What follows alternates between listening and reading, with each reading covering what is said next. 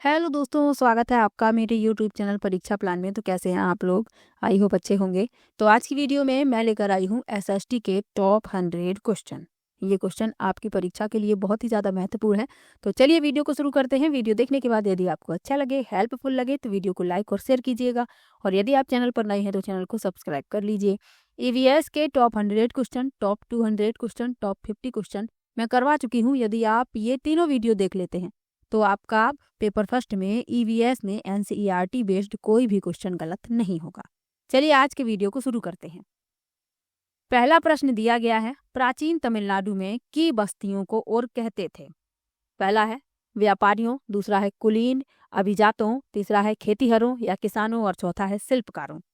तो प्राचीन काल में प्राचीन तमिलनाडु में जो किसान होते थे, खेतीहर किसान, उनकी बस्तियों को और कहते थे। तो इसमें आपका सी विकल्प सही हो जाएगा। प्राचीन तमिलनाडु में खेतीहर या किसानों की बस्तियों को और कहा जाता था। और राज्य की सबसे छोटी इकाई थी। संपूर्ण राज्य को मंडलों में विभक्त किया गया था। तो ये भी आपको याद रखना है। इसमें आपका सी विकल्प सही हो जाएगा। इंपॉर्टेंट प्रश्न है, पहले पूछा गया है। अगला प्रश्न है, मुगल साम्राज्य के पतन के संदर्भ में निम्नलिखित का मिलान कीजिए। पहला है फर्रुखसियर। इसमें मिलान करना है। फर्रुखसियर को किससे मिलाएंगे? तो ए को मिला देंगे दूसरे से, 1713 से 1719। उसके बाद बी को मिलाएंगे पहले से, शाह आलम द्वितीय 1759 से 1816। अहमद शाह, इन्हें मिलाएंगे चौथे से। और आलमगीर द्वितीय को मिला देंगे तीसरे से। तो इस क्रम में आप देखते हैं कि आपका सी विकल्प इस प्रश्न का उत्तर हो जाएगा। ए का दूसरा, बी का पहला, सी का चौथा और डी का तीसरा। इसमें आपका सी विकल्प उत्तर हो जाएगा। चलिए आगे बढ़ते हैं, अगले प्रश्न पर चलते हैं। उत्तराधिकार की सहदायाद प्रथा का अर्थ है? पहला है पसंदीदा पुत्र को अपने पिता की संपत्ति विरासत में मिलना। दूसरा है ज्येष्ठ पुत्र को अपने पिता की संपत्ति विरासत में मिलना। तीसरा है सभी पुत्रों व पुत्रियों के बीच विरासत का विभाजन। और चौथा है सभी पुत्रों के बीच विरासत का विभाजन।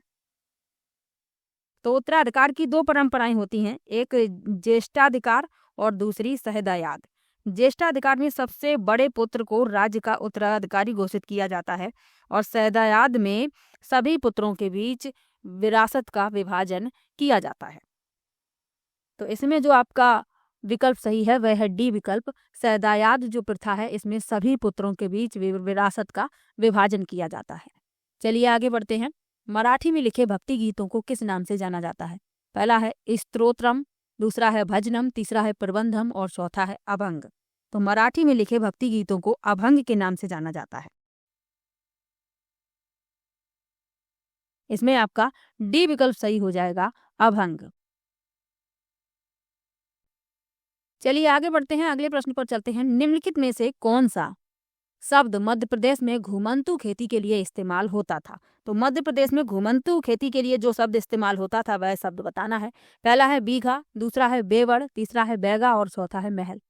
तो मध्य प्रदेश में घुमंतू खेती के लिए इस्तेमाल होने वाला शब्द था बेवड़। बी विकल्प इसमें आपका सही हो जाएगा। इंपॉर्टेंट प्रश्न है, घुमंतू खेती से संबंधित यानी स्थानांतरित कृषि, इसे ही कर्तन और दहन कृषि कहा जाता है। तो आपको ये शब्द भी याद रखना है। चलिए आगे बढ़ते हैं। जो पूर्वोत्तर राज्य हैं भारत के, उनमें ये खेती की जाती है। अगला प्रश्न है, किसने जिन्ना के दो राष्ट्र सिद्धांत का विरोध किया? पहला है सरदार वल्लभ भाई पटेल, दूसरा विकल्प है खान अब्दुल गफ्फार खान, तीसरा विकल्प है वीर सावरकर और चौथा है मौलाना आजाद। तो किसने जिन्ना के दो राष्ट्र सिद्धांत का विरोध किया था? तो मौलाना आजाद ने किया था। डी विकल्प इसमें सही हो जाएगा। 1937 के चुनावों में मुस्लिम लीग की बुरी पराजय से व्यथित जिन्ना ने गांधी पर हिंदू राज्य स्थापित करने का आरोप लगाकर सांप्रदायिकता को भड़काया तथा द्विराष्ट्र सिद्धांत का प्रतिपादन किया, जिसका मौलाना आजाद ने विरोध किया था। तो ये आपको याद रखना है। चलिए आगे बढ़ते हैं, अगले प्रश्न पर चलते हैं। 1857 के विद्रोह के बारे में निम्नलिखित कथनों पर विचार कीजिए। मई 1857 में भारी विद्रोह का आरंभ हुआ।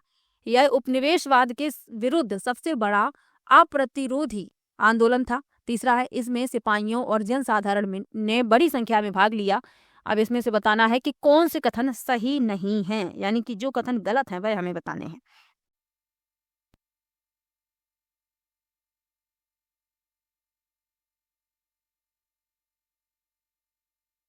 तो इसमें जो पहला लिखा हुआ है कि मई 1857 में भारी विद्रोह आरंभ हुआ, बिल्कुल सही बात है, मई 1857 में भारी विद्रोह का आरंभ हुआ था। और तीसरा भी सही है, लेकिन जो दूसरा है ये गलत है, क्योंकि इसमें लिखा है कि यह उपनिवेशवाद के विरुद्ध सबसे बड़ा अप्रतिरोधी आंदोलन था। तो ये अप्रतिरोधी नहीं था बल्कि प्रतिरोधी आंदोलन था। तो ये गलत लिखा हुआ है और हमसे गलत ही पूछा गया है। तो दूसरा विकल्प इसमें सिर्फ सही है, तो बी विकल्प इस प्रश्न का उत्तर हो जाएगा केवल दूसरा। चलिए आगे बढ़ते हैं। तिथि रेखा के अंतरराष्ट्रीय तिथि रेखा के बारे में निम्न में से कौन सा कथन सही है?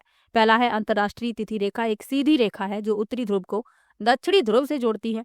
तीसरा है, अंतरराष्ट्रीय तिथि रेखा केवल जलीय भाग से होकर गुजरती है। तीसरा है, अंतरराष्ट्रीय तिथि रेखा जलीय व स्थलीय दोनों भागों से होकर गुजरती है। और चौथा है, अंतरराष्ट्रीय तिथि रेखा लगभग 0 अंश देशांतर का अनुसरण करती है। अब इसमें आपको अंतरराष्ट्रीय तिथि रेखा के बारे में जो कथन सही है वह कथन बताना है। तो इसमें आपका जो विकल्प सही है वह है बी विकल्प, अंतरराष्ट्रीय तिथि रेखा केवल जलीय भाग से होकर गुजरती है। बी विकल्प इस प्रश्न का उत्तर हो जाएगा। चलिए आगे बढ़ते हैं। अंतरराष्ट्रीय तिथि रेखा जो है प्रशांत महासागर के बीचों बीच 180 अंश देशांतर पर उत्तर से दक्षिण की ओर खींची गई एक काल्पनिक रेखा है। तो ये भी आपको याद रखना है और आपको पता भी होगा। चलिए आगे बढ़ते हैं। महासागरीय परपटी के मुख्य खनिज हैं। पहला है मैग्नीशियम, दूसरा है एल्यूमिना, तीसरा है सिलिका और चौथा है निकेल। अब इसमें से बताना है कि कौन से विकल्प सही है। एक तो मैग्नीशियम है तो पहला सही हो गया, और सिलिका, ए और सी सही है। सी विकल्प इस प्रश्न का उत्तर हो जाएगा, मैग्नीशियम और सिलिका।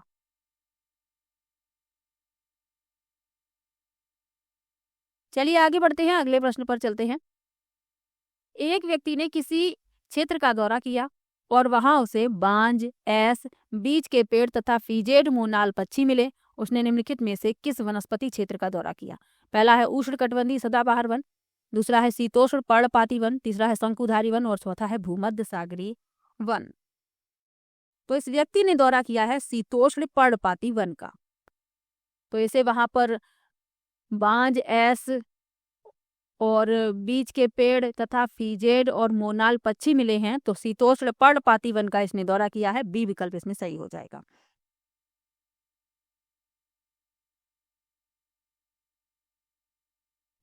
उच्च अक्षांश की ओर बढ़ने पर अधिक शीतोष्ण पर्णपाती वन मिलते हैं। ये भी आपको याद रखना है। ये उत्तर पूर्वी अमेरिका, चीन, न्यूजीलैंड, पश्चिमी यूरोप के तटीय प्रदेशों में पाए जाते हैं। ये अपनी पत्तियां शुष्क मौसम में गिरा देते हैं। तो ये आपको याद रखना है। चलिए आगे बढ़ते हैं। किस क्षेत्र में बहुत ही सीमित प्राकृतिक वनस्पति मिलती है?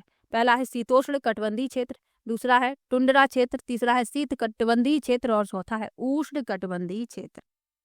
तो किसमें बहुत ही सीमित प्राकृतिक वनस्पति मिलती है? तो वह है टुंड्रा क्षेत्र, क्योंकि यहाँ पर बहुत अधिक सर्दी होती है, तो इसीलिए वनस्पति यहाँ पर उग नहीं पाती है। तो बहुत ही सीमित प्राकृतिक वनस्पति यहाँ पर मिलती है। चलिए आगे बढ़ते हैं, अगले प्रश्न पर चलते हैं। पवन के निक्षेपण को कहा जाता है? पहला है लोएस, दूसरा है छत्रक सेल, तीसरा है हेमोड और चौथा है स्टैक। तो पवन के निक्षेपण को लोएस कहा जाता है। तो पहला विकल्प इसमें सही हो जाएगा। चलिए आगे बढ़ते हैं, अगले प्रश्न पर चलते हैं। चीन, मलेशिया और इंडोनेशिया निम्न में से किस खनिज के अग्रणी उत्पादक देश हैं? पहला है सीसा, दूसरा है टिन, तीसरा है निकेल और चौथा है जस्ता। तो चीन, मलेशिया और इंडोनेशिया टिन के अग्रणी उत्पादक देश हैं। बी विकल्प इसमें आपका सही हो जाएगा। बी विकल्प सही हो जाएगा, टिन। चलिए आगे बढ़ते हैं, अगले प्रश्न पर चलते हैं। सीढ़ी नुमा खेती में जमीन के छोटे टुकड़ों के किनारों को ऊपर उठा दिया जाता है ताकि पहला है फसल को कीटों से बचाया जा सके, दूसरा है पानी टुकड़ों के भीतर रुका रहे, तीसरा है खाद बह ना जाए और चौथा है फसलों के बीच अंतर रखा जा सके। तो सीढ़ी नुमा खेतों में आपने देखा होगा जमीन के छोटे टुकड़ों के किनारों को ऊपर उठा दिया जाता है। क्यों उठा दिया जाता है? ताकि जो पानी है वह टुकड़ों के भीतर रुका रहे। बी विकल्प इसमें सही है। अब सीढ़ीदार खेत हैं, यदि किनारों पर ऊपर नहीं उठाए जाएंगे तो सारा पानी बह जाएगा, इसीलिए इनके किनारे ऊपर उठा दिए जाते हैं ताकि पानी इन टुकड़ों के भीतर रुका रहे। बी विकल्प इसमें सही हो जाएगा। चलिए आगे बढ़ते हैं। एक बाजार में पक्की दुकानें वे होती हैं पहला है जहाँ के कर्मचारी नियमित होते हैं, दूसरा है जिनके पास शहर पंचायत और नगर निगम का लाइसेंस होता है, तीसरा है जो 10 वर्ष से अधिक समय से खुली हुई हैं और चौथा है जो मुख्यतः बड़े शहरों में होती हैं। तो पक्की दुकानें पूछी गई हैं, कौन सी पक्की दुकानें होती हैं? तो जहाँ के कर्मचारी नियमित होते हैं, पहला एक तो सही है, और जिनके पास शहर पंचायत और नगर निगम का लाइसेंस होता है।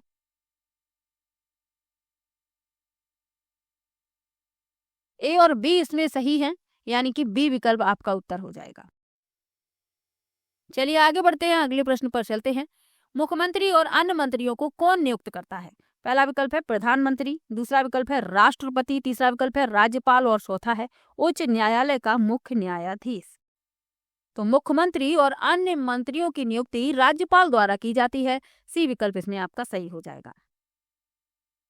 भारतीय संविधान के अनुच्छेद 164 के अनुसार मुख्यमंत्री की नियुक्ति राज्यपाल करेगा और अन्य मंत्रियों की नियुक्ति राज्यपाल मुख्यमंत्री की सलाह पर करेगा। तो ये भी आपको याद रखना है, सी विकल्प इसमें आपका सही है। चलिए आगे बढ़ते हैं। भारत में सरकार के एक से अधिक स्तर होने की मुख्य वजह है। पहला है समुदायों की बड़ी संख्या, दूसरा है सीमांत क्षेत्रों की सुरक्षा, तीसरा है रियासतों को तुष्ट करना और चौथा है ब्रिटिश शासन के समय व्यवस्था की अच्छी जानकारी। यहाँ पे जानकारी शब्द जो है वो नहीं लिख पाया है, तो यहाँ अच्छी अच्छी के बाद लिखा हुआ है जानकारी। तो इसमें जो आपका विकल्प सही है, भारत में सरकार के एक से अधिक स्तर होने की जो मुख्य वजह है वह क्या है? समुदायों की बड़ी संख्या, इसीलिए सरकार के एक से अधिक स्तर हैं। चलिए आगे बढ़ते हैं, अगले प्रश्न पर चलते हैं। निम्नलिखित में से कौन से भारत की संसद बनाते हैं? पहला है राज्यसभा, दूसरा है लोकसभा, तीसरा है राज्य विधानसभा और चौथा है राष्ट्रपति। सही विकल्प का इसमें चयन करना है। तो संसद का निर्माण कैसे होता है ये पूछा गया है। तो संसद का निर्माण होता है लोकसभा, राज्यसभा और राष्ट्रपति, ए बी डी, यानी कि राज्यसभा, लोकसभा और राष्ट्रपति मिलकर संसद का निर्माण करते हैं। तो इसमें जो आपका विकल्प सही है वह है डी विकल्प। डी विकल्प इस प्रश्न का उत्तर हो जाएगा, ए बी डी। चलिए आगे बढ़ते हैं, अगले प्रश्न पर चलते हैं। भारतीय संविधान के अनुसार एक धर्मनिरपेक्ष राज्य को चाहिए। पहला है प्रभुत्वशाली धर्म को अन्य धर्मों को अपने तहत लाने के लिए प्रोत्साहित यानी प्रेरित करना, दूसरा है राष्ट्र निर्माण के लिए धार्मिक गतिविधियों में शामिल होना, तीसरा है किसी एक धर्म को समर्थन नहीं देना और चौथा है देश में धार्मिक संघर्ष यानी विवाद में हस्तक्षेप नहीं करना। तो इसमें आपको बताना है कि धर्मनिरपेक्ष राज्य को चाहिए भारतीय संविधान के अनुसार। तो किसी एक धर्म को समर्थन नहीं देना है, क्योंकि धर्मनिरपेक्ष का मतलब क्या है? सभी धर्मों को समान रूप से मान्यता देना, सभी धर्मों को समान समझना। किसी एक को समर्थन नहीं देना है, तो सी विकल्प इस प्रश्न का उत्तर हो जाएगा। चलिए आगे बढ़ते हैं। किसी समुदाय के घेटोआइजेशन की प्रक्रिया का नतीजा होता है। पहला है उस उसका बाकी समाज से अलगाव, दूसरा है उनकी सांस्कृतिक का विविधीकरण, तीसरा है अल्पसंख्यकों का संरक्षण और चौथा है उनका सामाजिक सशक्तिकरण। तो किसी समुदाय के घेटोआइजेशन की प्रक्रिया का नतीजा पूछा गया है, तो उसका बाकी समाज से अलगाव। पहला विकल्प इसमें आपका सही हो जाएगा। घेटोआइजेशन से अभिप्राय किसी भी अल्पसंख्यक जाति या समुदाय को बाकी अन्य बहुसंख्यक जाति या समुदाय से अलग थलग कर देना होता है। ऐसी जाति या समुदाय को शहर या गांव के किसी भी कोने में अलग स्थान अथवा रहने की जगह प्रदान की जाती है। इस प्रकार किसी समुदाय के घेटोआइजेशन की प्रक्रिया का नतीजा यह होता है कि उसका बाकी समाज से अलगाव हो जाता है। तो पहला विकल्प इस प्रश्न का उत्तर है। चलिए आगे बढ़ते हैं, अगले प्रश्न पर चलते हैं। फुटपाथ और ठेलों पर सामान बेचने को जीविकोपार्जन के अधिकार के रूप में देखने की एक तरफ निम्नलिखित में से क्या कदम है? पहला है फुटपाथ और ठेलों पर सामान बेचने के लिए शहरों के कुछ इलाकों को तय किया जाना, दूसरा है ठेलों को सड़कों पर प्रतिबंधित करना, तीसरा है छोटी दुकानों को ठेलों की जगह स्थान देना और चौथा है ठेलों और फुटपाथों पर सामान बेचने पर स्थानीय सरकार द्वारा कर लगाना। तो फुटपाथ और ठेलों पर सामान बेचने को जीविकोपार्जन के अधिकार के रूप में देखने के लिए क्या एक कदम है? देखने के लिए, देखने की तरफ इसमें लिखा हुआ है। चलिए उत्तर देख लेते हैं। तो पहला विकल्प इसमें सही हो जाएगा, फुटपाथ और ठेलों पर सामान बेचने के लिए शहरों के कुछ इलाकों को तय किया जाना, ताकि वे लोग निश्चित रूप से वहां पर सामान बेच सकें, उनका जीविकोपार्जन हो सके। तो पहला विकल्प इसमें आपका सही हो जाएगा।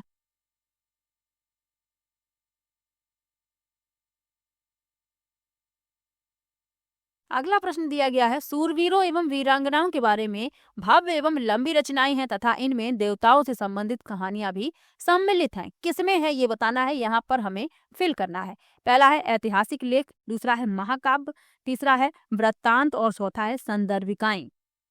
तो इसमें जो आपका विकल्प सही है वह है बी विकल्प, महाकाव्य। महाकाव्य सूरवीरों एवं वीरांगनाओं के बारे में भव्य एवं लंबी रचनाएं हैं। इनमें देवताओं से संबंधित कहानियां भी सम्मिलित हैं। महाकाव्य में किसी महापुरुष के जीवन का संपूर्ण चित्रण व्यापक रूप से किया जाता है। महाकाव्य की रचना में इतिहास की प्रसिद्ध कथाएं भी शामिल होती हैं तथा इनका नायक उद्दांत एवं महान चरित्र धारण करने वाला व्यक्ति होता है।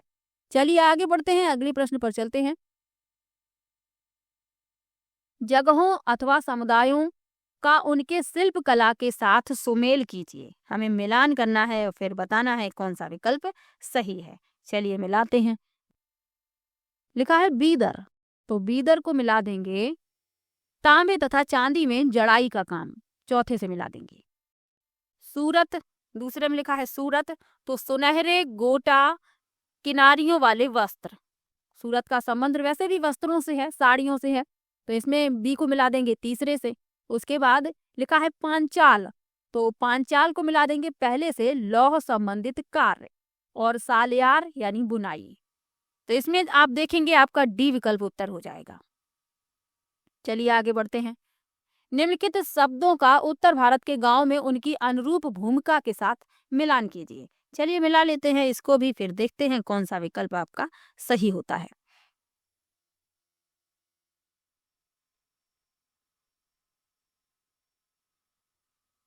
लिखा है ग्राम भोजक, तो ग्राम भोजक कौन होता था?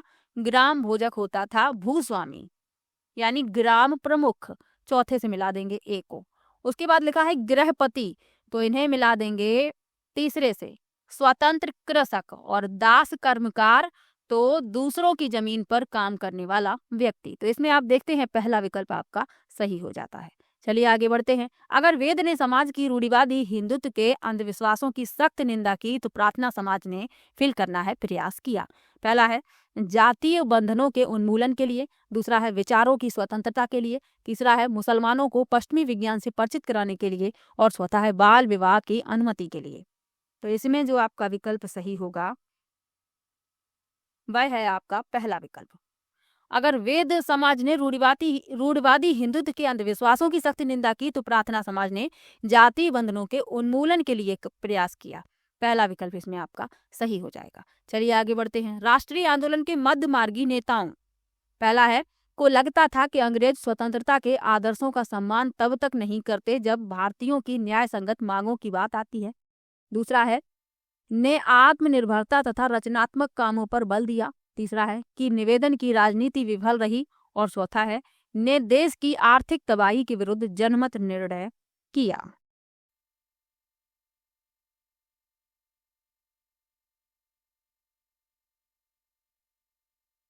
तो राष्ट्रीय आंदोलन के मध्य मार्गी नेताओं ने देश की आर्थिक तबाही के विरुद्ध जनमत निर्णय किया। उदारवादी नेता प्रारंभिक राष्ट्रवादी भारत के ब्रिटिश शोषण की व्याख्या करते हुए धन के निकासी सिद्धांत के साथ आगे आए। इस प्रकार ब्रिटिश शासन में भारत की गरीबी और आर्थिक पिछड़ेपन का प्रमुख कारण होने के बारे में अखिल भारतीय राय बनाई। उन्होंने अपने भाषणों में ब्रिटिश शासन की आलोचना की और जनमत जुटाने के लिए देश के विभिन्न भागों में प्रतिनिधि भी भेजे। तो इसमें जो डी विकल्प है वही हो जाएगा आपका उत्तर। चलिए आगे बढ़ते हैं, अगले प्रश्न पर चलते हैं। निम्नलिखित में से कौन अंटार्कटिक में भारत के सब स्टेशन है?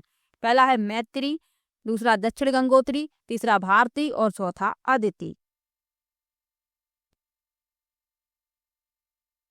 तो इसमें जो आपका विकल्प सही है वह है ए बी सी, जिसमें है वही आपका सही है, सी विकल्प सही है। मैत्री भी सब स्टेशन है, दक्षिण गंगोत्री भी और भारती भी। ए बी सी तीनों सही है, सी विकल्प उत्तर हो जाएगा। चलिए आगे बढ़ते हैं, अगले प्रश्न पर चलते हैं।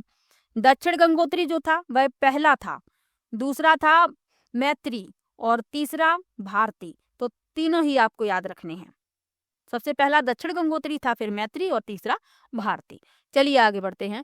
कर्क रेखा, विषुवत रेखा और मकर रेखा निम्नलिखित में से किन महाद्वीपों से नहीं गुजरती? पहला है उत्तर अमेरिका और अंटार्कटिका, दूसरा है ऑस्ट्रेलिया और अंटार्कटिका, तीसरा है यूरोप और अंटार्कटिका और चौथा है केवल अंटार्कटिका।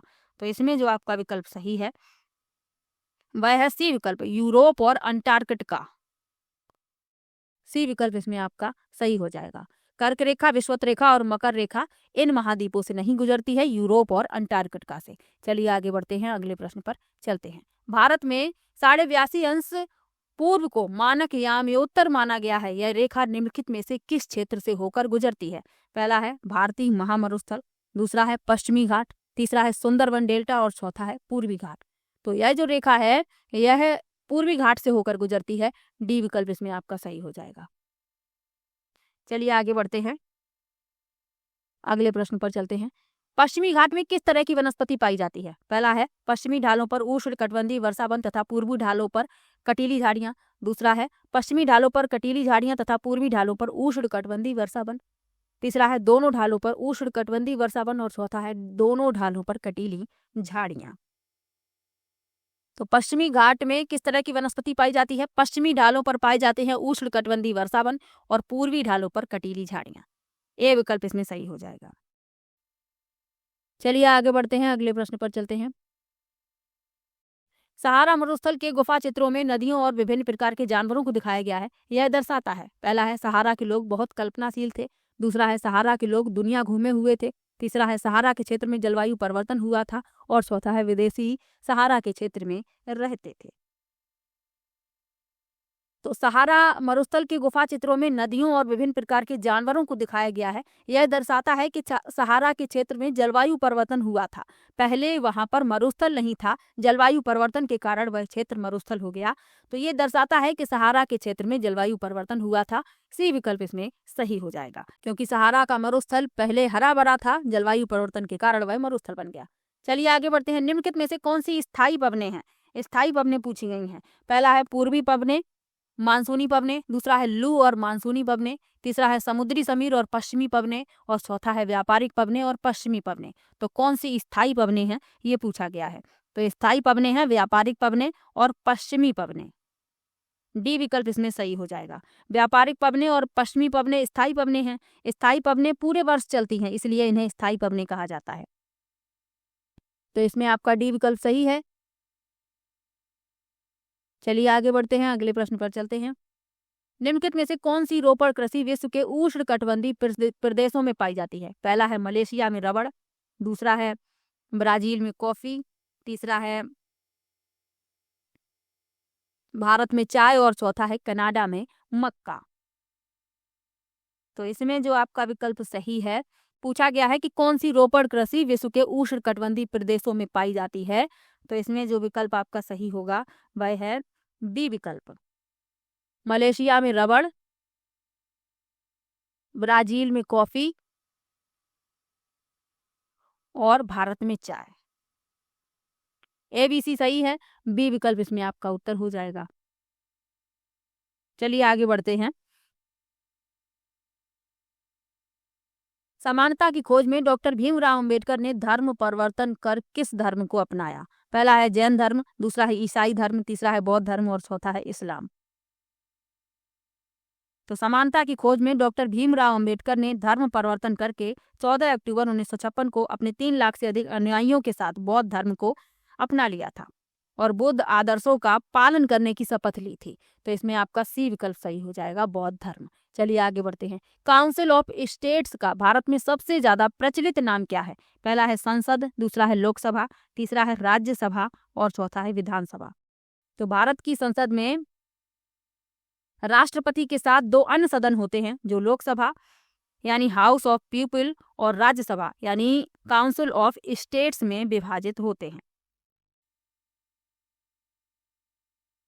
तो इसमें जो आपका विकल्प सही है वह है सी विकल्प, काउंसिल ऑफ स्टेट्स का भारत में ज्यादा प्रचलित नाम क्या है? राज्यसभा। चलिए आगे बढ़ते हैं। संसद में प्रश्नकाल सुनिश्चित करता है। पहला है कार्यपालिका की विधायिका की तरफ जवाबदेही, दूसरा है न्यायपालिका की विधायिका से स्वतंत्रता, तीसरा है विधायिका की न्यायपालिका पर नियंत्रण और चौथा है न्यायपालिका का विधायिका के साथ सहयोग। तो संसद में प्रश्नकाल क्या सुनिश्चित करता है? कार्यपालिका की विधायिका के तरफ जवाबदेही, पहला विकल्प इसमें आपका उत्तर हो जाएगा। चलिए आगे बढ़ते हैं, अगले प्रश्न पर चलते हैं। निम्नलिखित में से क्या बाजार का एक प्रकार नहीं है? पहला है साप्ताहिक बाजार, दूसरा है शॉपिंग कॉम्प्लेक्स, तीसरा है दादन व्यवस्था और चौथा है मॉल। तो दादन व्यवस्था जो है एक बाजार का प्रकार नहीं है, सी विकल्प इसमें सही हो जाएगा। यह घरेलू स्तर पर निर्मित वस्तुओं को खरीदने और बेचने की एक पुरानी प्रथा थी, जिसमें व्यापारी कच्चे माल की आपूर्ति करते थे। तो ये बाजार का प्रकार नहीं है, सी विकल्प इस प्रश्न का उत्तर है। अगला प्रश्न दिया गया है, जीविकोपार्जन के लिए अपनाए गए दादन व्यवस्था से एक बुनकर को क्या नुकसान होता है? पहला है बुनकर को व्यापारी द्वारा कच्चा माल पहुंचाया जाता है, दूसरा है बुनकर को कपड़ा बाजार तक ले जाने का परिवहन लागत देना पड़ता है, तीसरा है बाजार में कपड़े के मूल्य पर बुनकर का कोई नियंत्रण नहीं होता और सारा मुनाफा व्यापारी का हो जाता है, और चौथा है बुनकर को सूत काट कर कपड़ा बुनने का काम घर से करना होता है। तो जो दादन व्यवस्था थी इसमें क्या होता था, जो व्यापारी होते थे बुनकरों को कच्चा माल उपलब्ध कराते थे।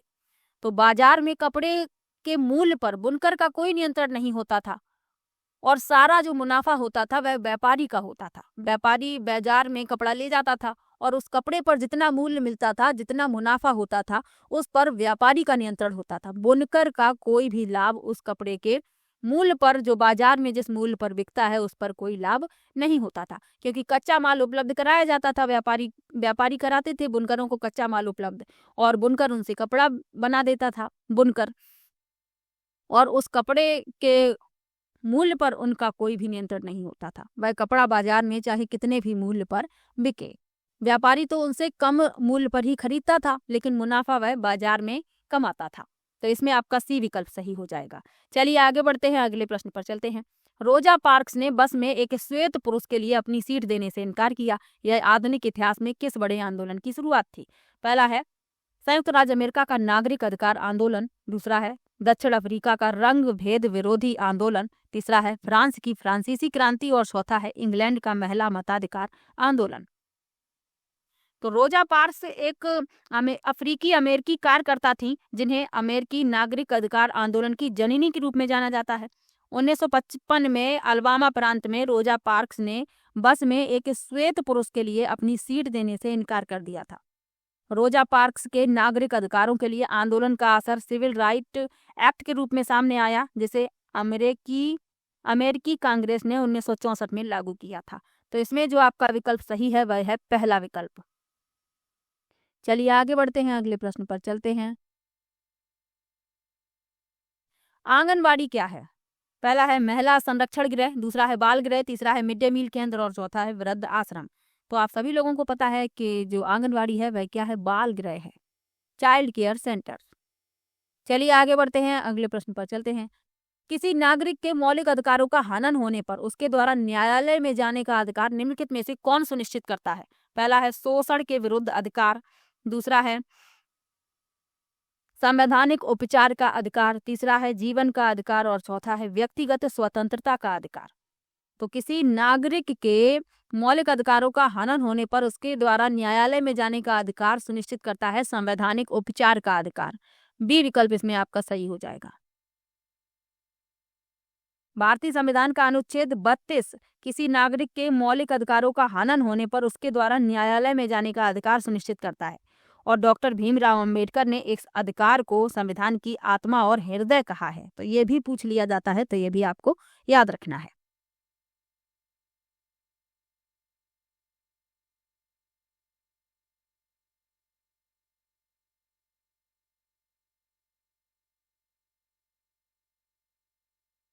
चलिए आगे बढ़ते हैं, अगले प्रश्न पर चलते हैं। हाकिम शेख एवं पश्चिम बंग खेत मजदूर समिति ने निम्नलिखित में से क्या मुहैया करवाने के लिए न्यायालय में याचिका दायर की थी? पहला है चिकित्सा एवं स्वास्थ्य सेवाएं, दूसरा है न्यूनतम आय, तीसरा है आश्रय का अधिकार और चौथा है भूमि अधिकार।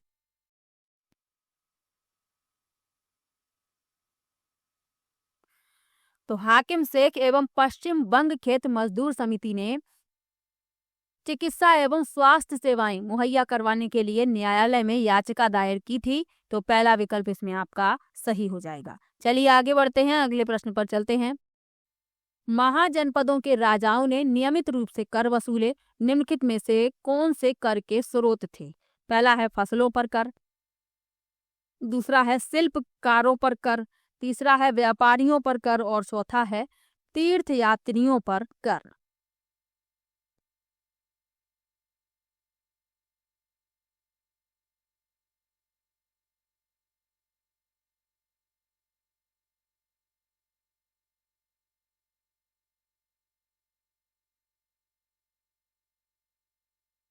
तो महाजनपदों के राजा लोगों द्वारा समय समय पर लाए गए उपहारों पर निर्भर न रहकर नियमित रूप से कर वसूलने लगे थे। यानी उपहारों से ये संतुष्ट नहीं थे।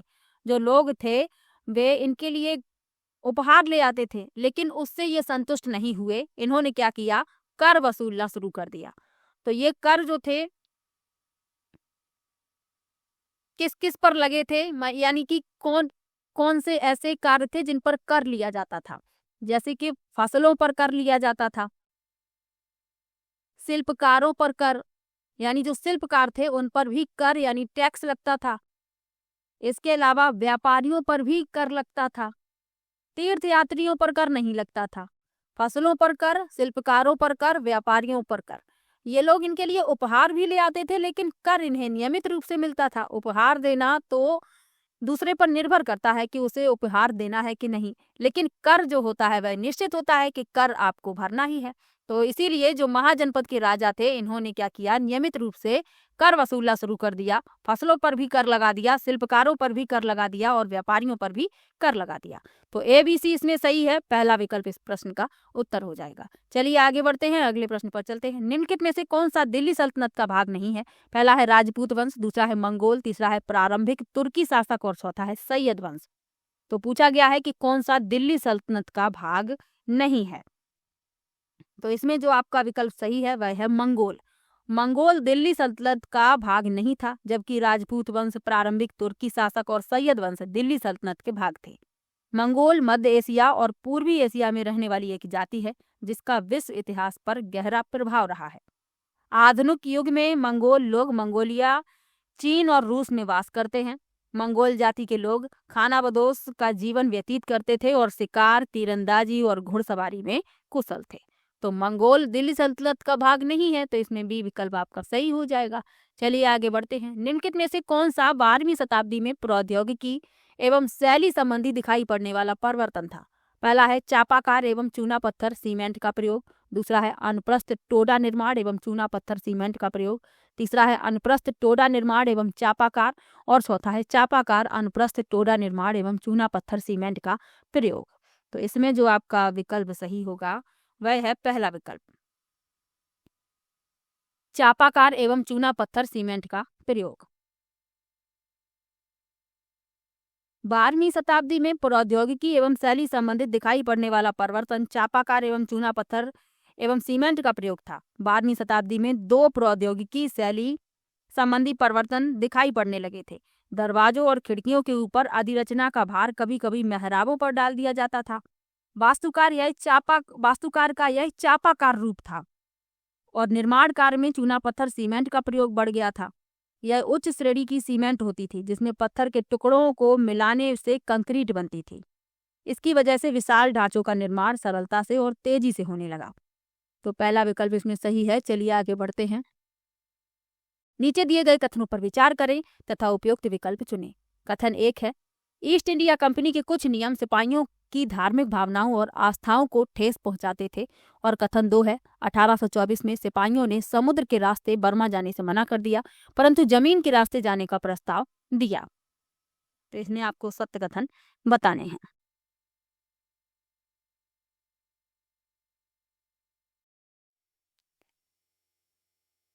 तो इसमें पहला और दूसरा दोनों सही हैं और दूसरा पहले का उदाहरण भी है। यानी ईस्ट इंडिया कंपनी के कुछ नियम ऐसे थे जो सिपाहियों की धार्मिक भावनाओं और आस्थाओं को ठेस पहुंचाते थे। इसका एक उदाहरण कथन 2 में आपको मिल गया है कि 1824 में सिपाहियों ने समुद्र के रास्ते बर्मा जाने से मना कर दिया था, परंतु जमीन के रास्ते वे जाने के लिए तैयार थे। तो इसमें आपका डी विकल्प सही हो जाएगा।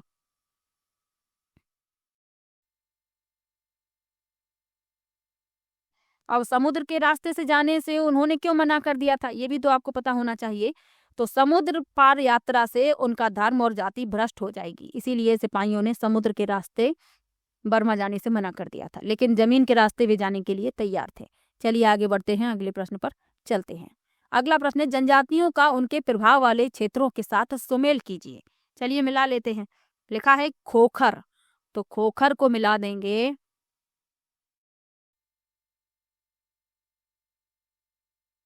खोखर को मिलाएंगे पंजाब से, तीसरे से। तो ए का तीसरा जिसमें है वही रखते हैं, बाकी हटाते हैं। 2 में है ए का तीसरा। चलिए दूसरा मिलाते हैं, लंगाहा। लंगाहा को मिला देंगे मुल्तान से। बी का पहला जिसमें है ए विकल्प उत्तर हो गया, बाकी मिलाने की जरूरत भी नहीं है। बलोच को चौथे से मिला सकते हैं और सी को दूसरे से। आप 1-2 मिलान करेंगे तो आपको विकल्प पता चल जाएगा। सबसे पहले आप क्या कीजिएगा, आपको यदि एक मिलान आता है आप उसे मिलाइए, फिर विकल्प देखिए, जो कट रहे हों पहले उन्हें हटा दीजिए। फिर आपके जैसे इसमें 2 विकल्प कट गए, अब आपके 2 बचे, फिर दूसरा मिला दीजिए। फिर आप देखेंगे कि कोई और कट रहा होगा, और नहीं कट रहा होगा तो इसमें आप देखेंगे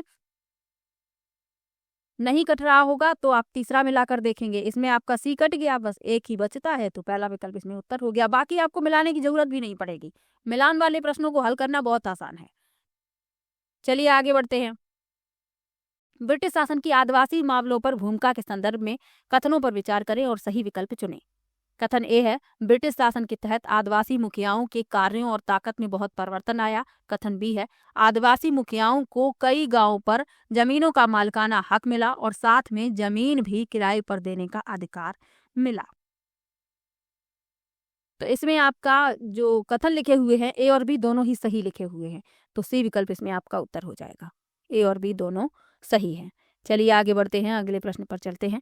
प्रश्नों की संख्या ज्यादा है तो अंत तक बने रहिए। प्रश्न जो है 100 प्रश्न है और अंत तक आप बने रहेंगे तो आप 100 में से आप देखेंगे कितने प्रश्न आपके सही होते हैं। आपको अपनी तैयारी के बारे में भी पता चल जाएगा, और जहाँ पर आप कमजोर पड़ रहे हैं, अभी आपके पास थोड़ा सा समय है, तो वहां पर आप उसका रिवीजन भी कर सकते हैं। चलिए अगला प्रश्न है, परमहंस मंडली का गठन के उन्मूलन के लिए किया गया। किसके उन्मूलन के लिए किया गया, ये पूछा गया है। पहला है सती प्रथा, दूसरा है प्रतिष्ठा के लिए हत्या, तीसरा है बाल विवाह और चौथा है जाति व्यवस्था। तो परमहंस मंडली का गठन जाति व्यवस्था के उन्मूलन के लिए किया गया था। डी विकल्प इसमें आपका सही हो जाएगा। परमहंस मंडली एक गुप्त सामाजिक धार्मिक समूह था जिसे 1849 में बॉम्बे में स्थापित किया गया था और मानव धर्म सभा से संबंधित है। इसकी शुरुआत रामचंद्र जयकर, दादोबा पांडुरंग और उनके मित्रों के एक समूह ने की थी। यह महाराष्ट्र का पहला सामाजिक धार्मिक संगठन था। तो इसमें आपका डी विकल्प सही है। चलिए आगे बढ़ते हैं। निम्नलिखित कॉलम का मिलान कीजिए तथा सही विकल्प का चयन कीजिए। चलिए मिलाते हैं, फिर देखते हैं कौन सा विकल्प आपका सही होगा। लिखा है रॉलेट सत्याग्रह, तो इसे मिला देंगे 1919 से, यानी ए को मिलाएंगे तीसरे से। अब ए का तीसरा जिसमें है सिर्फ वही रखते हैं, बाकी हटाते हैं। तो ए का तीसरा आप देखते हैं, इसमें ए का पहला है, हटा दो इसको। ए का दूसरा है, ये भी गलत हो गया। ए का चौथा है, ये भी गलत हो गया। डी विकल्प बचा और यही इस प्रश्न का उत्तर हो गया। पूर्ण स्वराज की मांग, इसे चौथे से मिला देंगे 1929। दांडी यात्रा 1930 और असहयोग आंदोलन 1921। तो इसमें आपका डी विकल्प सही हो जाएगा। मिलान वाले प्रश्न इसी तरीके से कीजिएगा, आपका प्रश्न गलत नहीं होगा। चलिए आगे बढ़ते हैं, अगले प्रश्न पर चलते हैं।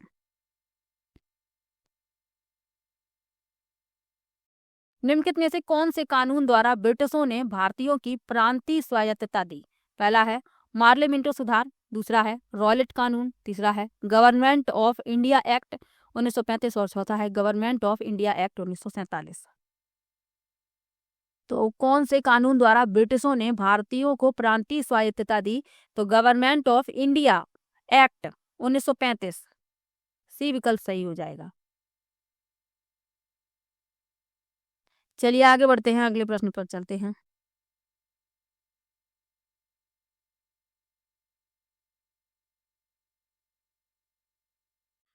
श्री नारायण गुरु ने जाति समानता को सिखाया मुख्यतः।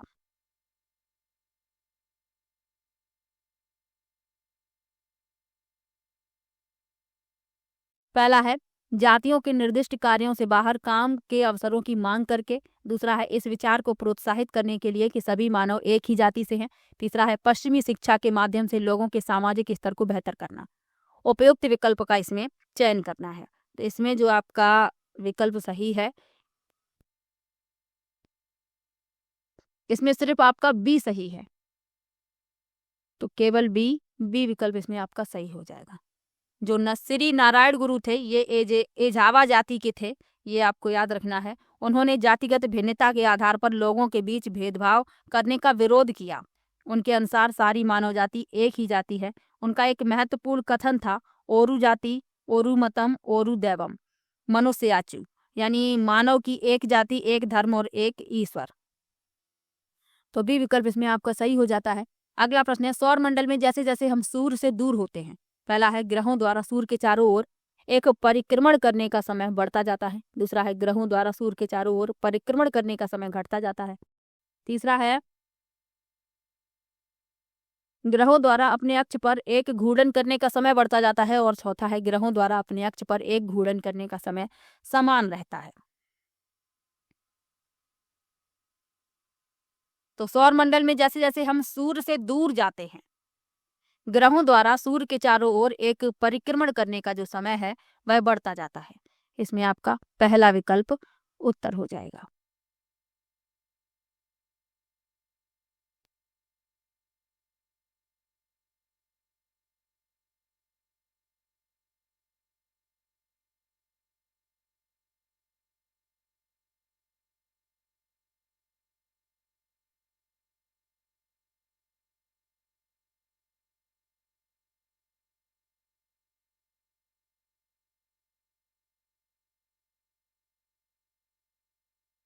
सौर मंडल में कितने ग्रह हैं? तो सौर मंडल में 8 ग्रह हैं। क्रम याद रखिए, बुध, शुक्र, पृथ्वी, मंगल, बृहस्पति, शनि, अरुण, वरुण। अब बुध सूर्य के सबसे निकट है, तो ये अपनी परिक्रमा सबसे पहले पूरी कर लेता है। और जो सबसे दूर है वह सूर्य की परिक्रमा सबसे अधिक समय में पूर्ण कर पाता है। तो ये भी आपको याद रखना है, बुध जो है सूर्य की परिक्रमा सबसे कम समय में पूरी कर लेता है। बुध सबसे निकट है। चलिए आगे बढ़ते हैं। किस देशांतर को भारत के लिए मानक याम्योत्तर माना गया? तो इसमें जो आपका विकल्प सही है, बी विकल्प उत्तर हो जाएगा। चलिए आगे बढ़ते हैं। निम्नलिखित में से कौन सा कथन एंडीज पर्वत और ग्रेट डिवाइडिंग रेंज से संबंधित है? पहला है विषुवत रेखा इन दोनों क्षेत्रों से होकर गुजरती है। दूसरा है मकर रेखा इन दोनों क्षेत्रों से होकर गुजरती है।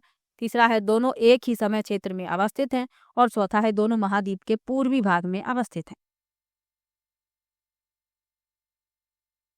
तो इसमें जो आपका विकल्प सही है वह है बी विकल्प, मकर रेखा इन दोनों क्षेत्रों से होकर गुजरती है।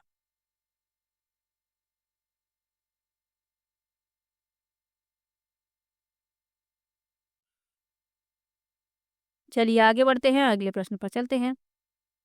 जैवमंडल में सभी जीवित जीव जंतु, पहला है एक दूसरे से परस्पर संबंधित हैं पर निर्भर नहीं है। दूसरा है एक दूसरे पर परस्पर निर्भर हैं पर संबंधित नहीं है। तीसरा है ना तो एक दूसरे से संबंधित हैं ना निर्भर हैं। और चौथा है एक दूसरे से परस्पर संबंधित हैं और निर्भर भी हैं। तो जैवमंडल में सभी जीवित जीव जंतु एक दूसरे से संबंधित भी हैं और निर्भर भी हैं। डी विकल्प उत्तर हो जाएगा। चलिए आगे बढ़ते हैं।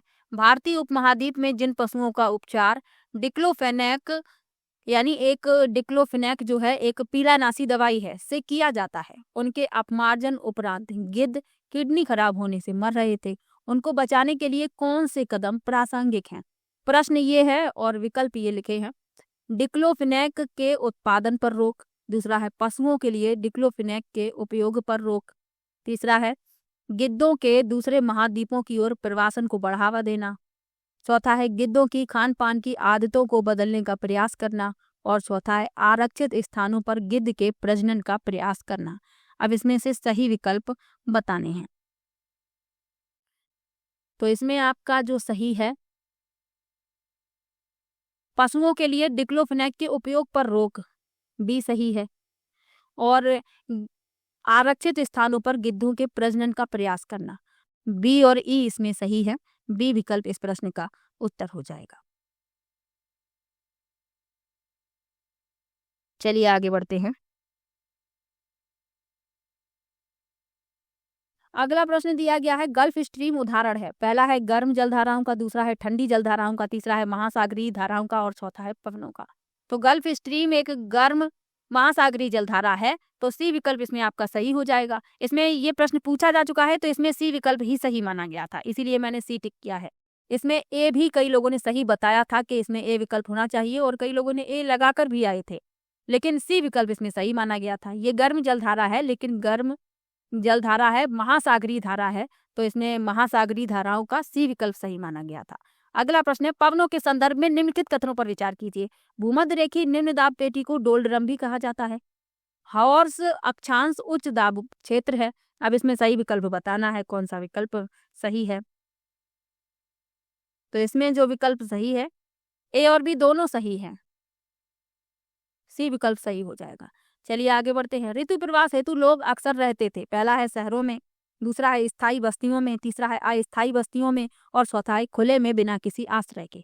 तो ऋतु प्रवास के लिए लोग अक्सर रहते थे अस्थायी बस्तियों में, सी विकल्प सही हो जाएगा। चलिए आगे बढ़ते हैं। अगर किसी सेल में तांबा मौजूद है तो उस सेल का रंग क्या होगा?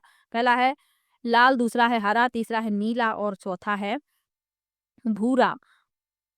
तो यदि किसी सेल में तांबा मौजूद है तो उस सेल का रंग क्या होगा? नीला, सी विकल्प सही हो जाएगा। सेल में तांबा मौजूद होने पर उस सेल का रंग नीला होता है, तो ये आपको याद रखना है। चलिए आगे बढ़ते हैं, अगले प्रश्न पर चलते हैं। हमारे राष्ट्रगान का बांग्ला से हिंदी में अनुवाद किसने किया? पहला है रविंद्रनाथ टैगोर, दूसरा है बंकिम चंद्र चट्टोपाध्याय, तीसरा है सरोजनी नायडू और चौथा विकल्प है सुभाष चंद्र बोस। तो हमारे राष्ट्रगान का बांग्ला भाषा से हिंदी में अनुवाद किसने किया है? तो आपको तो पता ही होगा, रविंद्रनाथ टैगोर ने। पहला विकल्प इसमें सही हो जाएगा।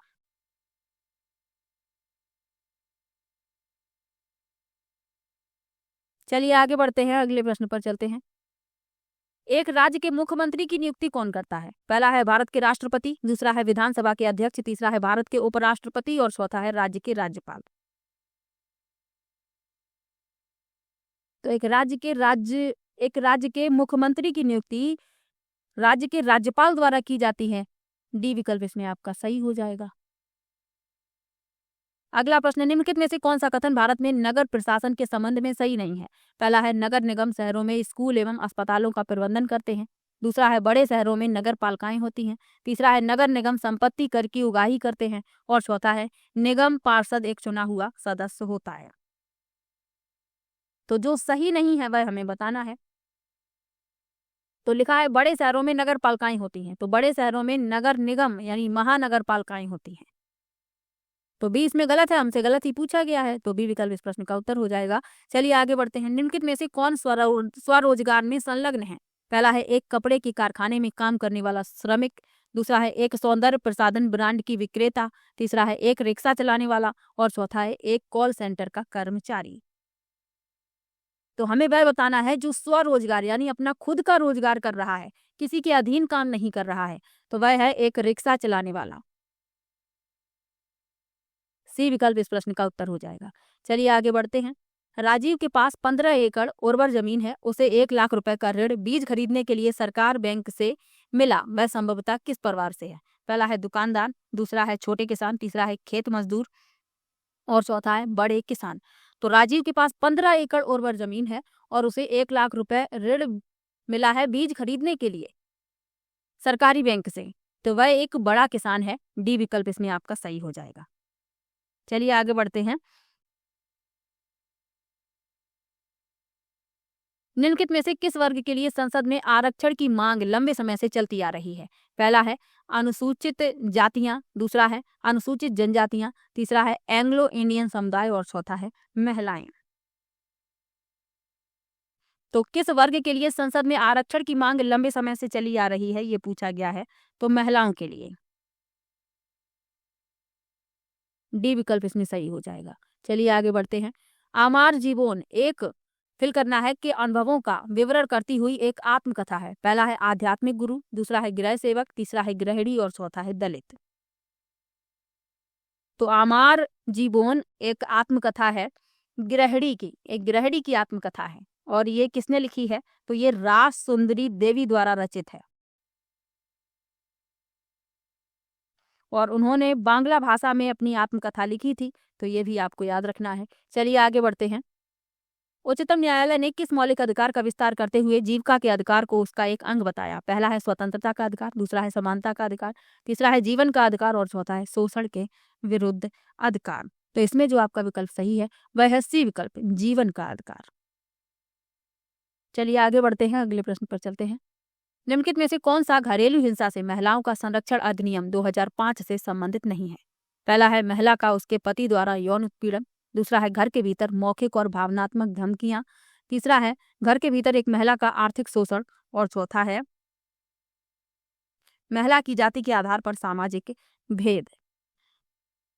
तो कौन सा पूछा गया है कि कौन सा घरेलू हिंसा से महिलाओं के संरक्षण अधिनियम 2005 से संबंधित नहीं है? तो वह है डी विकल्प, महिला की जाति के आधार पर सामाजिक भेदभाव।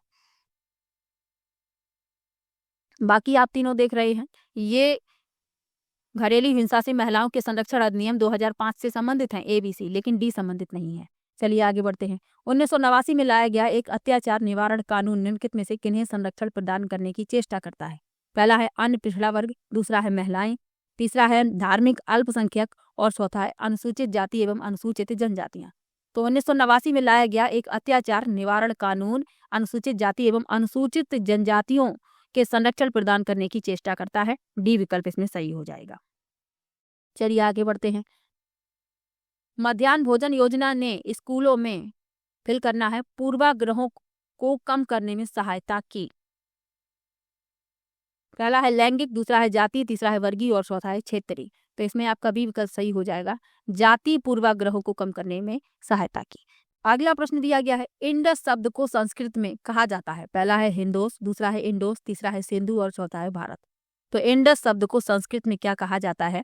तो संस्कृत में इसे सिंधु कहा जाता है। सी विकल्प इसमें आपका सही हो जाएगा। चलिए आगे बढ़ते हैं। निम्नलिखित में से कौन सा महापाषाण युगीन स्थल है? पहला है ब्रह्मगिरी, दूसरा है दाऊजली हेडिंग, तीसरा है भीमबेटका और चौथा है मेहरगढ़। तो इसमें जो आपका विकल्प सही है, पूछा गया है महापाषाण युगीन स्थल, तो वह है ब्रह्मगिरी। पहला विकल्प इसमें आपका सही हो जाएगा। ब्रह्मगिरी एक महापाषाण युगीन स्थल है। महापाषाण काल के लोग पशुपालन, कृषि कार्य जैसी क्रियाएं करते थे। तो ये भी आपको याद रखना है। चलिए आगे बढ़ते हैं। ब्रह्मगिरी जो है कर्नाटक राज्य के चित्रदुर्ग जनपद में स्थित है। तो इतना और साथ में याद रखिएगा। चलिए आगे बढ़ते हैं। 1720 में ब्रिटिश सरकार ने इंग्लैंड में भारत के छापे गए सूती कपड़े छींट के इस्तेमाल पर पाबंदी लगाने के लिए निम्नलिखित में से कौन सा कानून पारित किया? पहला है सूती अधिनियम, दूसरा है कैल्को अधिनियम, तीसरा है छींट अधिनियम और चौथा है भारत व्यापार अधिनियम।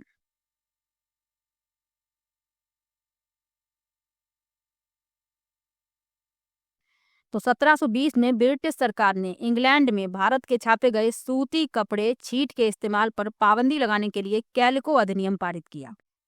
तो इसमें आपका बी विकल्प सही हो जाएगा, कैलिको अधिनियम। चलिए आगे बढ़ते हैं। अलीगढ़ आंदोलन का आरंभ वर्ष में हुआ? पहला है 1865, दूसरा है 1875, तीसरा है 1885 और चौथा है 1895। तो अलीगढ़ आंदोलन का आरंभ 1875 में हुआ। बी विकल्प इसमें आपका सही हो जाएगा।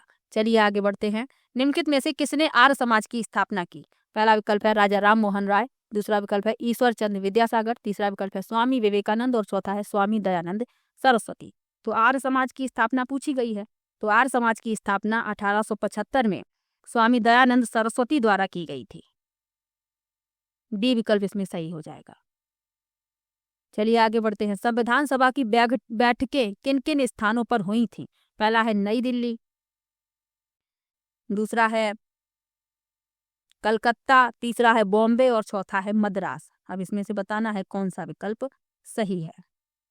तो संविधान सभा की बैठकें किन किन स्थानों पर हुई, ये पूछा जा रहा है।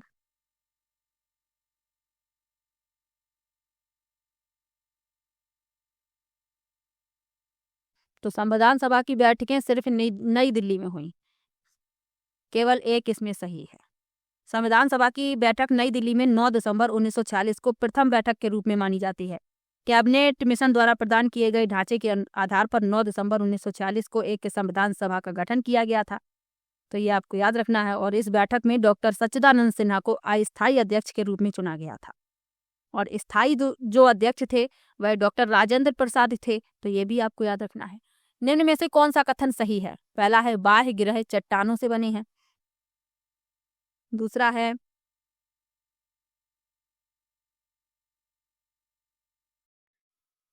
है बाह्य ग्रह आकार में छोटे ग्रह हैं। तीसरा है आंतरिक ग्रह सूर्य से बहुत दूर हैं। और चौथा है आंतरिक ग्रह चट्टानों से बने हैं। तो पूछा गया है कि कौन सा कथन सही है। तो आंतरिक जो ग्रह हैं वे चट्टानों से बने हैं, डी विकल्प सही हो जाएगा। आंतरिक ग्रह कौन कौन से हैं? बुध, शुक्र, पृथ्वी और मंगल को आंतरिक ग्रह कहा जाता है क्योंकि वे सूर्य और क्षुद्र ग्रहों के बीच स्थित हैं।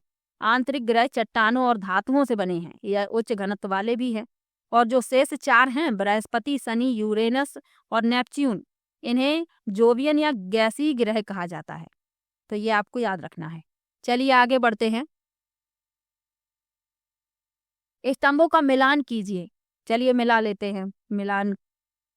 मिलान वाले जो प्रश्न हैं इनसे 4 प्रश्न तो आपके तैयार हो ही जाते हैं।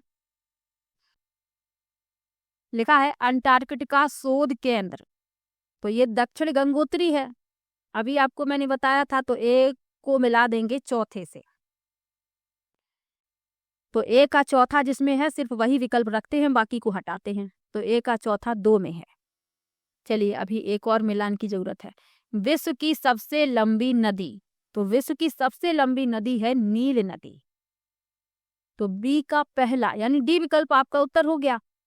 विश्व की सबसे बड़ी नदी अमेजन नदी और उत्तरी व दक्षिणी अमेरिका के बीच सक्रिय भूमि तो पनामा जल संधि। तो इसमें आपका डी विकल्प उत्तर हो जाएगा। चलिए आगे बढ़ते हैं।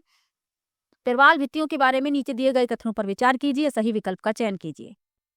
पहला विकल्प लिखा हुआ है प्रवाल बड़े समुद्री जीवों के कंकाल हैं। दूसरा है प्रवाल भित्तियां समुद्र तट को कटाव से रोकने में महत्वपूर्ण भूमिका निभाती हैं। और तीसरा है जब जीवित पॉलिप मरते हैं तब उनके कंकाल बच जाते हैं। इन कंकालों के इकट्ठे होने से प्रवाल द्वीप बनते हैं। अब इसमें आपको बताना है कौन सा सही है। तो प्रवाल जो है कम समय तक जीवित रहने वाले सूक्ष्म प्राणी हैं जो कि समूह में रहते हैं। इनका विकास छिछले समुद्र तथा गर्म जल में होता है। इनसे कैल्शियम कार्बोनेट का स्राव होता है। ये समुद्र तट के कटाव को रोकने में महत्वपूर्ण भूमिका निभाते हैं। ऑस्ट्रेलिया का ग्रेट बैरियर रीफ प्रवाल रोधिका का सबसे अच्छा उदाहरण है। अब इसमें आपको बताना है कौन से सही हैं। तो प्रवाल भित्तियां समुद्र तट के कटाव को रोकने में महत्वपूर्ण भूमिका निभाती हैं। और जब जीवित पॉलिप मरते हैं तब उनके कंकाल बच जाते हैं और इन कंकालों के इकट्ठे होने से प्रवाल द्वीप बनते हैं। तो बी और सी सही है। बी विकल्प इसमें आपका उत्तर हो जाएगा। चलिए आगे बढ़ते हैं, अगले प्रश्न पर चलते हैं। कॉलम 1 में दिए गए मौसम मापकों का कॉलम 2 में दिए गए मौसमी घटनाओं से मिलान कीजिए और उपयुक्त विकल्प का चयन कीजिए। लिखा है थर्मामीटर। तो आप सभी लोगों को पता है कि थर्मामीटर का प्रयोग तापमान मापने के लिए किया जाता है। तो वायु का तापमान मापने के लिए थर्मामीटर का प्रयोग करेंगे। ए का तीसरा जिसमें है सिर्फ वही विकल्प रखते हैं, बाकी को हटाते हैं। 2 में ए का तीसरा दिया गया है। चलिए अगला देखते हैं। वायु दाब मापी। तो वायु दाब मापी द्वारा क्या मापते हैं? तो वायु दाब हम मापते हैं, सभी को पता ही है। बी का चौथा जिसमें है सिर्फ वही रखते हैं।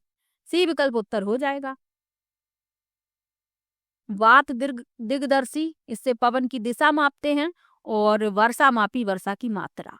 तो इसमें आपका सी विकल्प उत्तर है। चलिए आगे बढ़ते हैं। लद्दाख में किस धर्म के लोग तिब्बत का मौखिक संग्रह ग्रंथ केसर सागा को गाते हैं और उस पर नाटक खेलते हैं?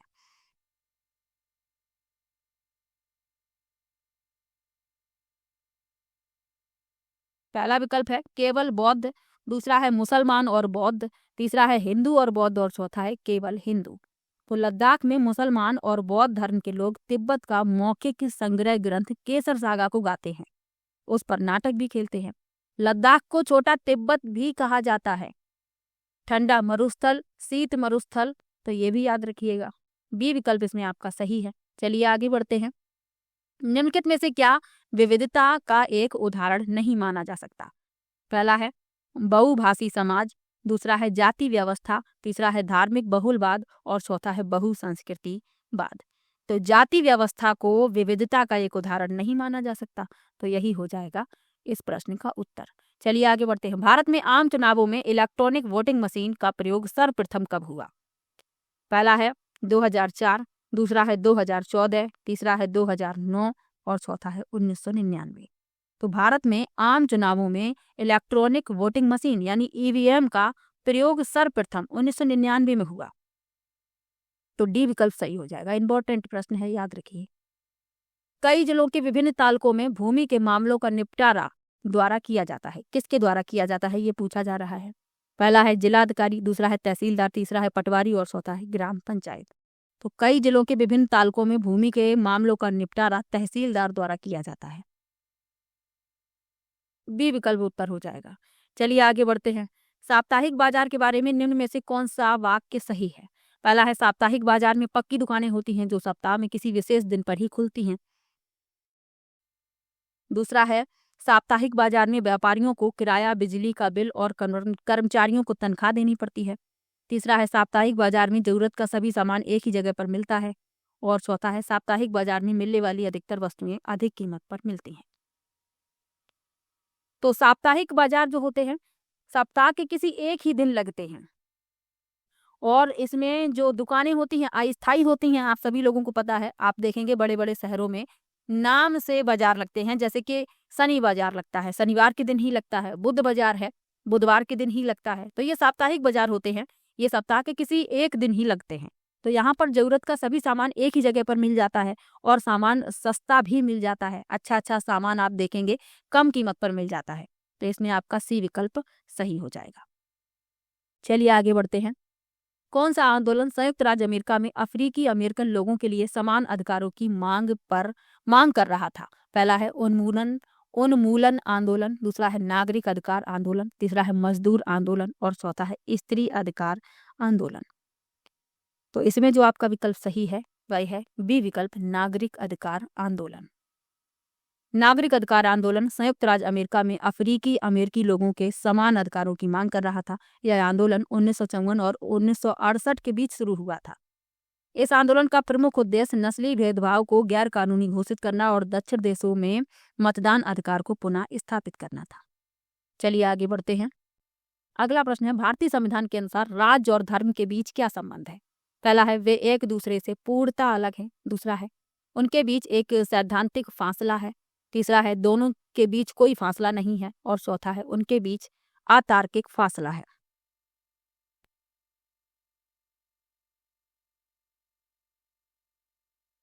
तो इसमें जो आपका विकल्प सही है वह है बी विकल्प।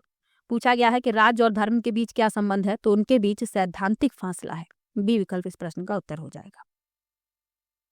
चलिए आगे बढ़ते हैं।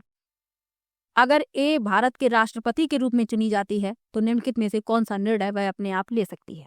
पहला है प्रधानमंत्री पद के लिए अपनी पसंद के व्यक्ति को चुन सकती हैं, दूसरा है मंत्रिपरिषद के लिए अपनी पसंद के नेता को नामांकित कर सकती हैं, तीसरा है दोनों सदनों में पारित विधेयक पर पुनर्विचार करने के लिए कह सकती हैं और चौथा है निचले सदन में पूर्ण बहुमत होने के बाद भी प्रधानमंत्री को पदच्युत कर सकती हैं।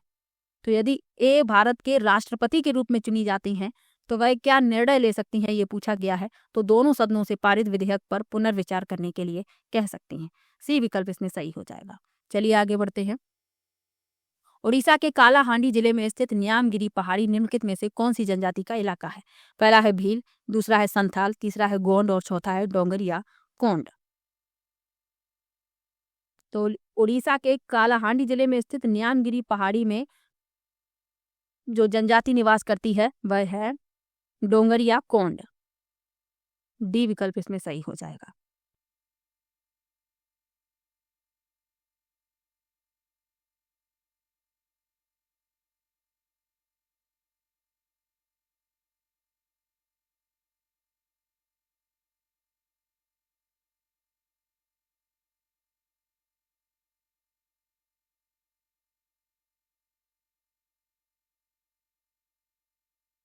अगला प्रश्न है, निम्नलिखित को पढ़िए तथा सही विकल्प का चुनाव कीजिए। पृथ्वी पर स्थानों को अवस्थित करने में विषुवत वृत्त पर एक महत्वपूर्ण संदर्भ बिंदु है और अपने स्थान से ध्रुव तारे का कोण मापकर कोई व्यक्ति विशेष अपने स्थान का अक्षांश जान सकते हैं। अब इसमें आपको बताना है, ए और बी दोनों ही सही लिखे हुए हैं, पहला विकल्प उत्तर हो जाएगा। चलिए आगे बढ़ते हैं। ऋतुओं के कारण के बारे में दिए गए कथनों को पढ़ें। लिखा है, पृथ्वी के परिक्रमण तथा पृथ्वी के अक्ष के निश्चित दिशा में झुके होने के कारण ऋतु परिवर्तन होता है। ऋतुओं में परिवर्तन सूर्य के चारों ओर पृथ्वी की स्थिति में परिवर्तन के कारण होता है। और तीसरा है, पृथ्वी के घूर्णन के कारण ऋतुओं में परिवर्तन होता है। सत्य कथन इसमें बताना है आपको।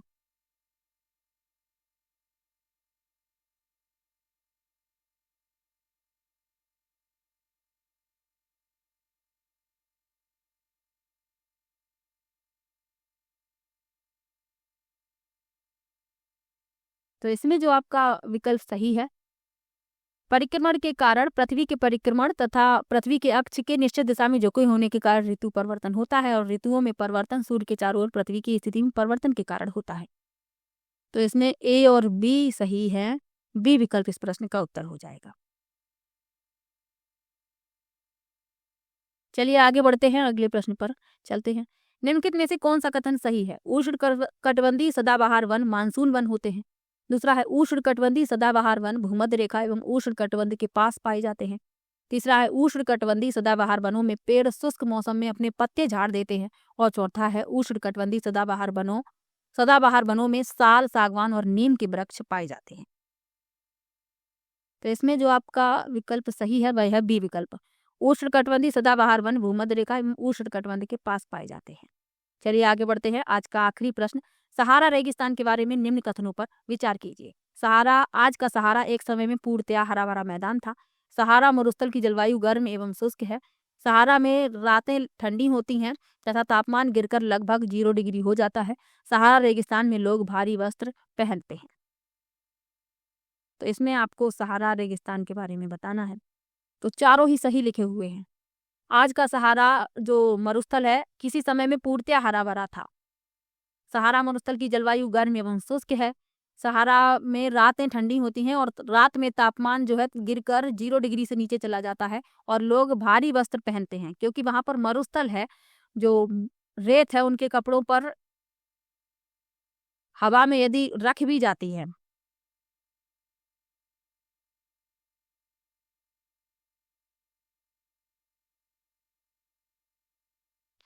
तो ABCD चारों ही सही है, डी विकल्प इस प्रश्न का उत्तर हो जाएगा। तो 100 प्रश्न मैंने करवाए हैं, 100 में से आपके प्रश्न कितने सही हुए हैं ये कमेंट बॉक्स में जरूर बताइएगा और वीडियो कैसा लगा ये भी कमेंट में जरूर बताइएगा। EVS के क्वेश्चन भी मैंने करवाए हैं, टॉप 50, टॉप 100 और टॉप 200। तो यदि आप वो तीनों वीडियो देख लेते हैं तो आपका कोई भी प्रश्न गलत नहीं होगा। यदि आप पेपर फर्स्ट देने वाले हैं तो EVS की वो वीडियो जरूर देख लीजिए। चलिए मिलते हैं नेक्स्ट वीडियो में। वीडियो कैसा लगा कमेंट बॉक्स में जरूर बताइएगा। वीडियो को लाइक और शेयर कीजिएगा। मिलते हैं नेक्स्ट वीडियो में, तब तक के लिए बाय बाय।